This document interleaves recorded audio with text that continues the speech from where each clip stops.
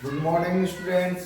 जैसा तुमको पता है कि हम लोग रैंकर फाइंडर से जुड़े हुए हैं। मैं शंकर सर आपको हिंदी और संस्कृत का लेकर आता हूँ बराबर, और आप अच्छे देख रहे हो और आपको परीक्षा में भी अच्छा नंबर मिलेगा, अच्छा सहयोग भी मिलता होगा इस वीडियो के कारण। मैं आपको अभी बताऊं कि मैं संस्कृत क्लास वर्ग 10 का वर्ग 10 का संस्कृत चतुर्थ पाठ संस्कृत साहित्य लेखिका यानी संस्कृत साहित्य में लेखिका का क्या महत्व है इसके बारे में। आजकल हर क्षेत्र में महिलाओं का, लड़कियों का जो है योगदान देखे जाते हैं, तो उसी तरह से हमारा जितने भी क्षेत्र हो, हर क्षेत्र में लड़कियों आगे जा सकती है, लड़कियां आगे जा सकती है, और उसका बहुत सारा योगदान रहा है पुराने समय से लेकर के अभी प्राचीन समय से लेकर आधुनिक समय तक में। तो उसी को रेखांकित करते हुए लड़कियों की, महिलाओं का भी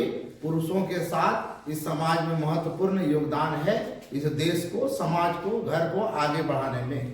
तो इसी को विषय को देखते हुए मैंने आपके साथ आज ये विषय रखे हैं संस्कृत का क्लास 10 का, और वह पाठ का नाम है संस्कृत साहित्य लेखिका यानी संस्कृत साहित्य में लेखिकाओं का क्या योगदान। आप ना देखेंगे पेज नंबर 25 में है संस्कृत साहित्य लेखिका। तो ध्यान से सुनेंगे एक एक शब्द पर, तो आपको बहुत सारे विभक्ति वगैरह जो होती है वह भी आपको इसमें समझ में आएगा। संस्कृत अनुवाद आप लोग बनाते होंगे, और अनुवाद बनाने से आपको किताब पढ़ने से बहुत सारे चीज समझ में आएगा। एक तो क्वेश्चन आंसर समझ में आएगा, गद्यांश समझ में आएगा, प्रश्न उत्तर के साथ साथ आपको संधि विच्छेद है, ये विभक्ति है, समास है, अन्य कुछ जो भी है। आप व्याकरण यदि पढ़ते होंगे, अनुवाद बनाते होंगे, तो उस अनुवाद में आपको बहुत सारा चीज ये आपको मदद करेगा। आगे आते हैं समाजस्य यानम पुरुषे नारीभिश्च चलती। ये समाज का जो गाड़ी जो होता है, जो समाज जो हम लोग को चलता है, इसमें पुरुषों का और महिलाओं का समान योगदान होता है।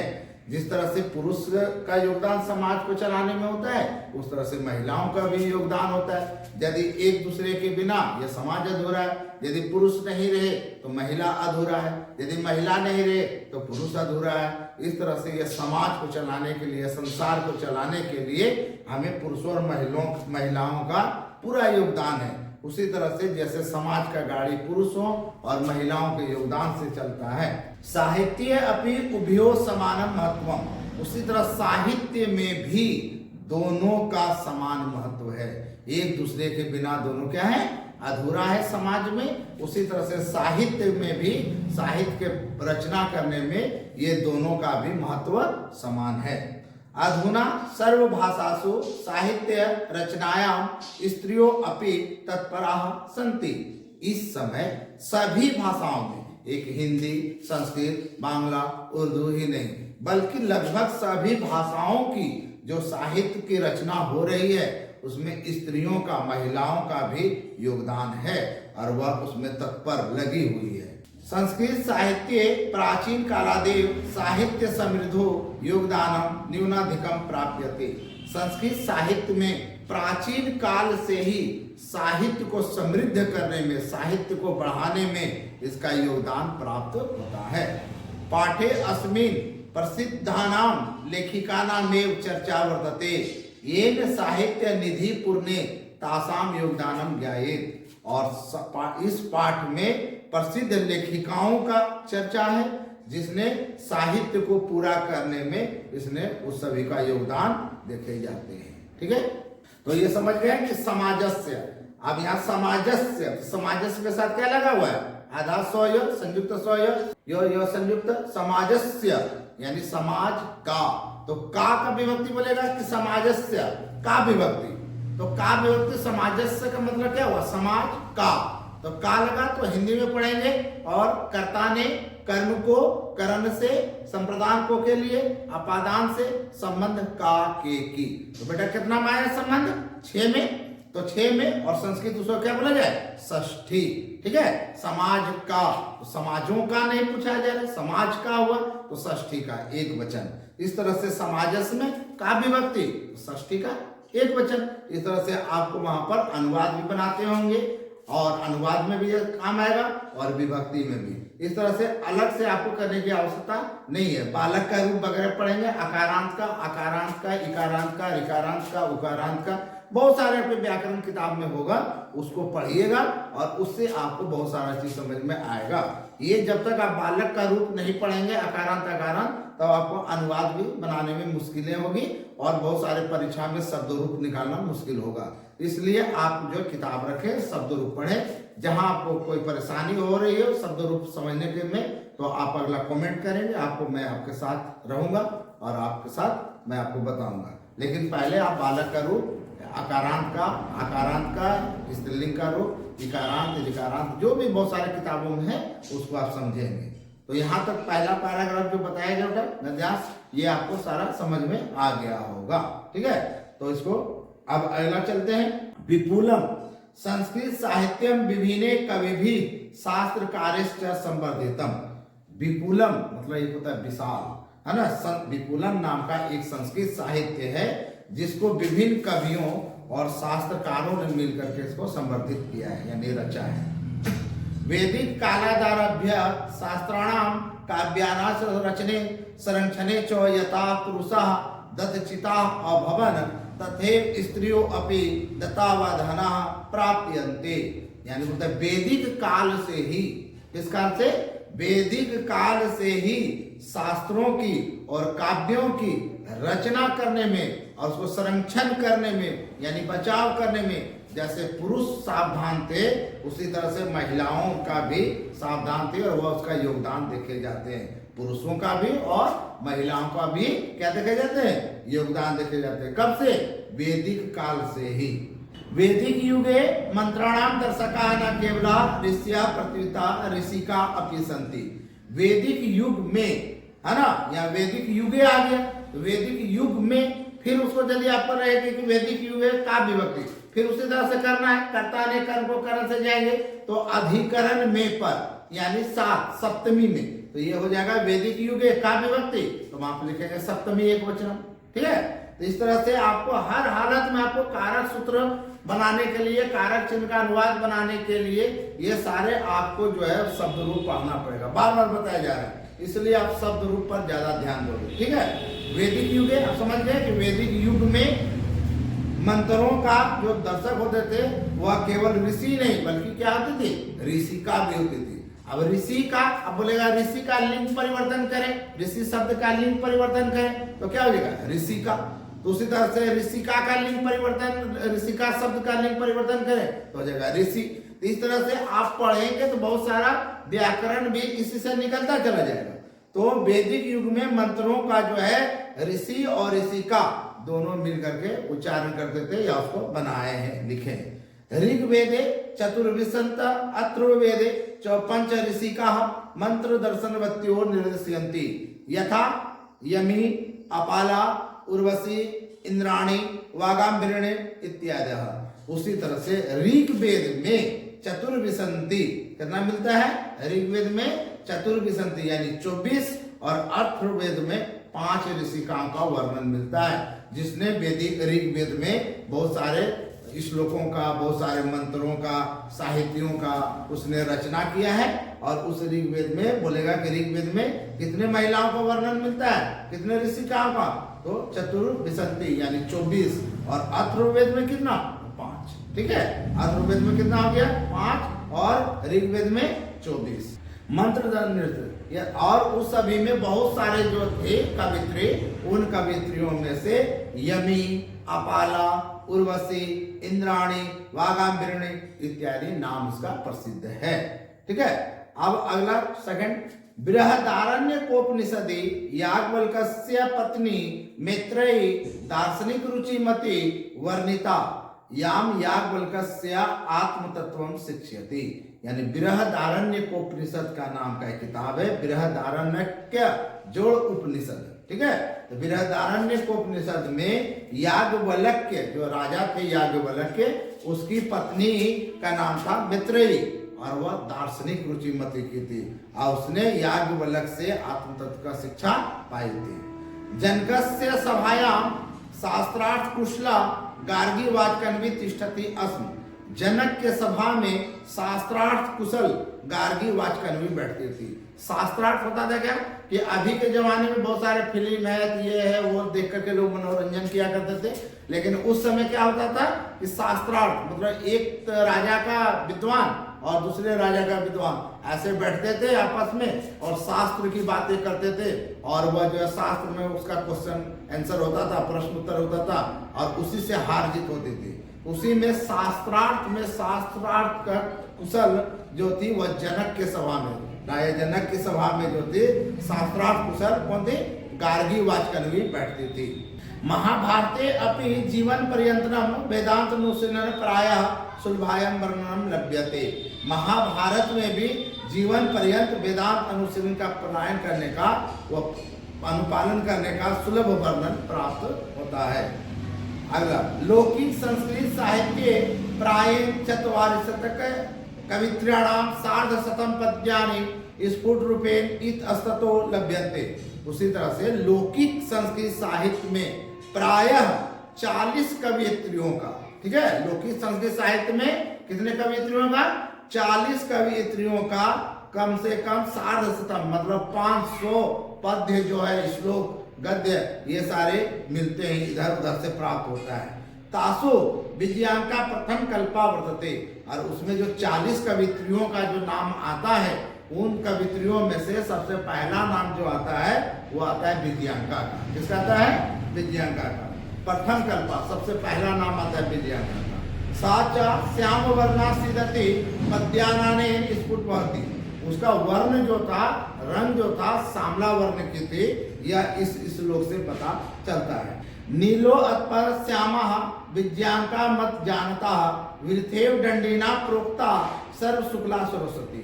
वह जो है श्यामा वर्ण की थी, काले रंग की थी, इस श्लोक से पता चलता है। लेकिन वह जो विजयांका जो थी बहुत ही अच्छी वो गायन करती थी, जैसे लगता हो कि उसके गले में सरस्वती का वास हो। इसलिए वहां की जो अन्य कवित्री जो थी वह उसका नाम था डंडी, और डांडी ने कहा है और उसे सर्व शुक्ला सरस्वती, विद्यांगा को डांडी ने क्या कहा है, सर्व शुक्ला सरस्वती। आप क्वेश्चन आ जाए कि सर्व शुक्ला सरस्वती किसे कहा गया है, तो सर्व शुक्ला सरस्वती विद्यांका को कहा गया है। तो सर्व शुक्ला सरस्वती विद्यांका को किसने कहा, तो डांडी ने कहा है।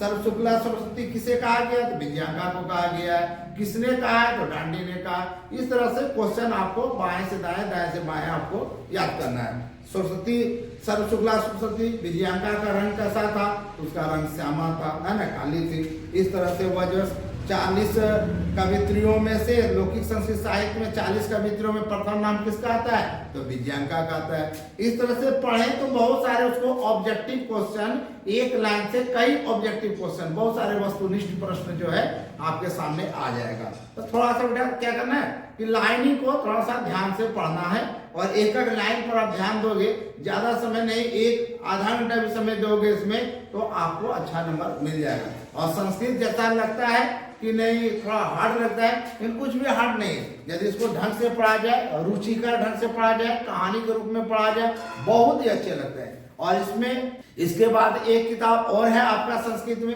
वह किताब का नाम है संस्कृत का वर्णिका, है ना। तो वर्णिका किताब में भी कुछ कुछ कहानियां वगैरह है, वह लिखा हुआ है सिर्फ पढ़ने के लिए, लेकिन अभी कुछ परीक्षाओं में भी उसका आ रहा है। यदि उस कहानी को, एक सेकेंड संस्कृत है वर्णिका का, वह पढ़ेंगे तो उसमें बहुत सारी कहानियां हैं, चुटकुला है, और उसको पढ़ोगे बहुत ही इंटरेस्ट लगेगा, बहुत ही अच्छा लगेगा। तो उसको पढ़ करके इसको भी पढ़ोगे, कहानी है, जैसे आपने को हमने पढ़ा है व्यंग्य कथा में, अलस कथा, व्याघ्रपति कथा से कितना हमको सीख मिला, हमें देश विदेश के बारे में पता चला। इस तरह से बहुत सारी कहानियां जो इसमें है बहुत तरह से चयनित किया गया है, और उसको पढ़ेंगे तो हर तरह की आपको जानकारी भी मिलेगी और आपको आनंद भी आएगा, रुचिकर भी लगेगा। इस मन को जो है, मन से ये बात को निकाल लो कि संस्कृत जो है रुचि करने लगता है। हर विषय रुचिकर होता है, आपको सिर्फ उसमें ध्यान देने की जरूरत है। रुचिकर भी होगा और आपके लिए लाभकारी भी होगा, आपके शिष्टाचार भी समझ आएगा, और अच्छी अच्छी बातें समझ में आएगा, नीति की बातें समझ में आएगा, जो कि आपको पढ़ाई के साथ साथ आपका सामाजिक में, परिवार में, पारिवारिक ज्ञान, सामाजिक ज्ञान, देश के प्रति, ये बहुत सारी चीज आप में वृद्धि होगी। और यह संस्कृत जो है, कुछ लोग होते हैं मृत भाषा, यह मृत भाषा नहीं है, बिल्कुल यह अजर और अमर है। बल्कि इसको अजर अमर बनाने के लिए इसमें थोड़ा क्या करना है, ध्यान देना है, ठीक है। और ध्यान देने से ये बहुत ही अच्छा नंबर आता है इसमें, संस्कृत में भी, और आपको ज्ञान की भी बातें मिलती है। तो अभी आपको हमने बताया कि लौकिक संस्कृत साहित्य में कितने कवित्रों का वर्णन मिलता है, 40, ठीक है। और उसमें से सबसे प्रथम नाम किसका आता है, तो विजयांका का। विजयांका का रंग कैसा था, तो श्यामा, ठीक है। विजयांका को क्या कहा गया है, सर्व शुक्ला सरस्वती।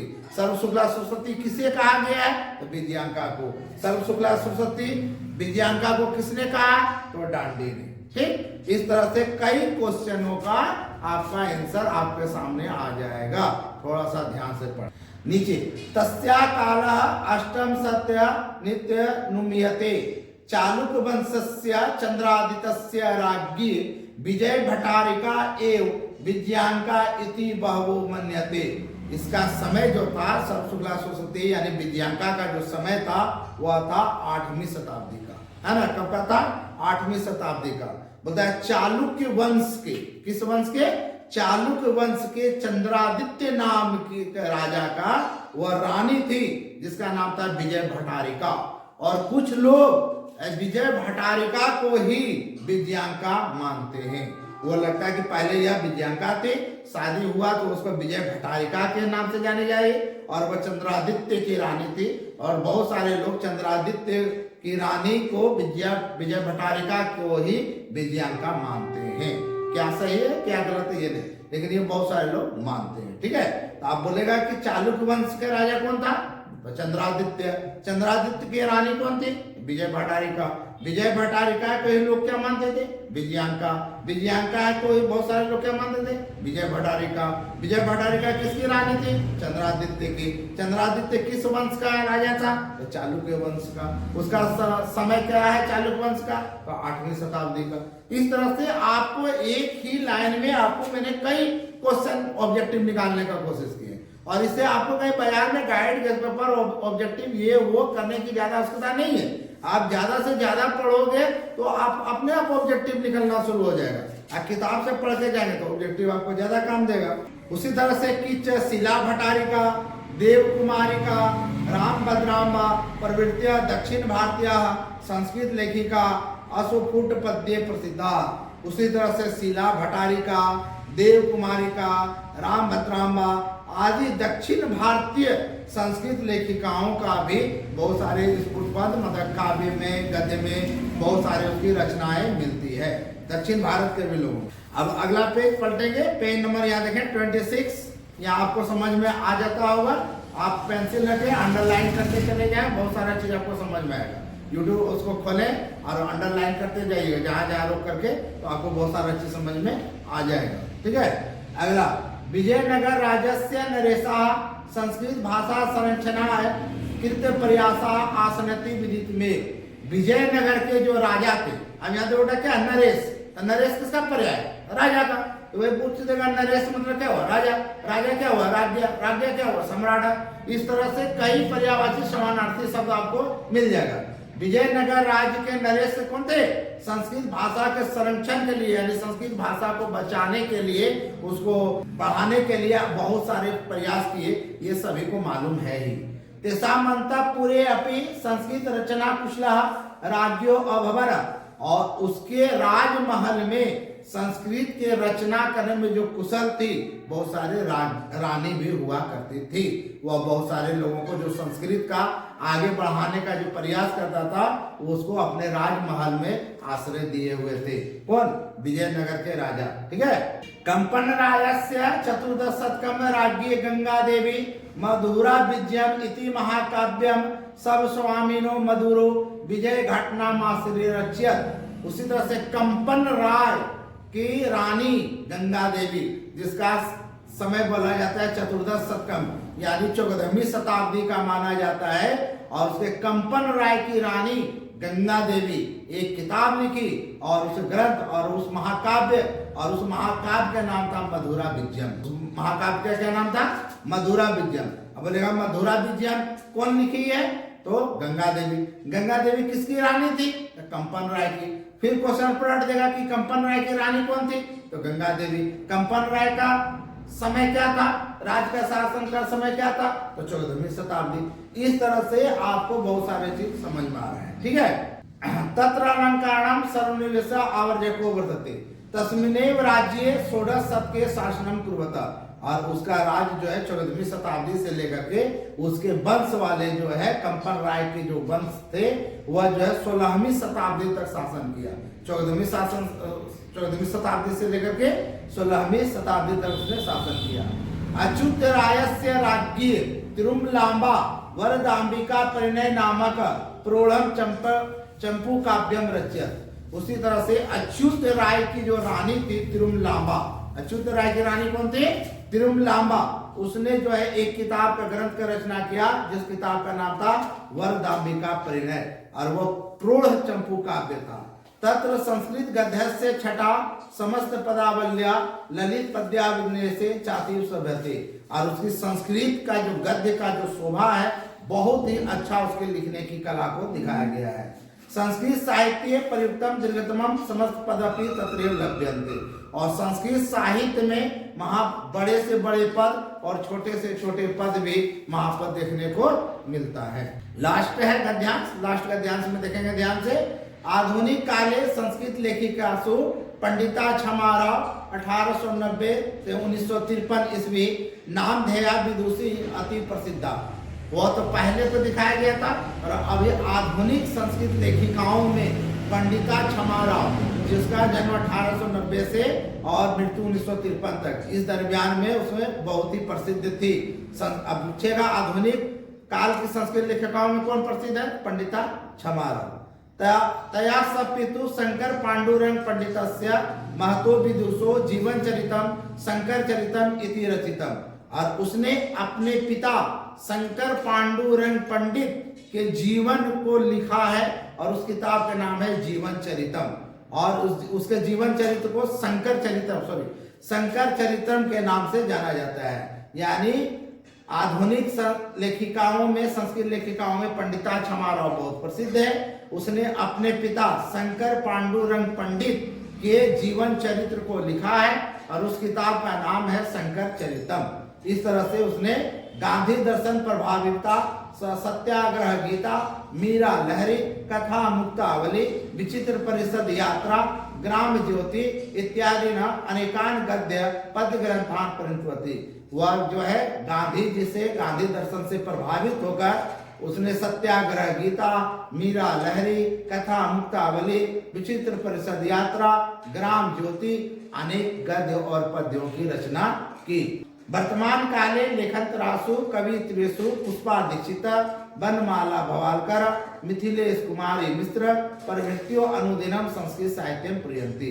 और वर्तमान समय में लेखन कलाओं में, लेखन क्षेत्रों में, कवित्रियों में पुष्पा दीक्षित, बनमाला भवालकर, मिथिलेश कुमारी मिश्र आदि ये संस्कृत साहित्य को बढ़ाने में क्या करें? काम कर रहे हैं, आगे बढ़ा रहे हैं।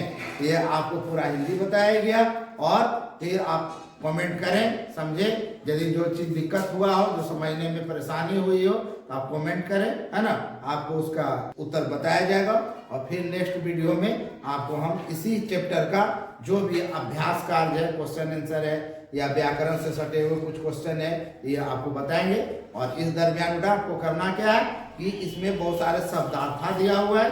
ये शब्दार्था है, संधि विच्छेद वगैरह है, प्रत्यय है, ये सारे चीज आप रिवाइज करें, पढ़ें, दोहराव करें तो आपको बहुत सारा चीज हिंदी समझ में आ जाएगा, ठीक है। और तब तक मैं फिर अगले वीडियो में मिलता हूँ।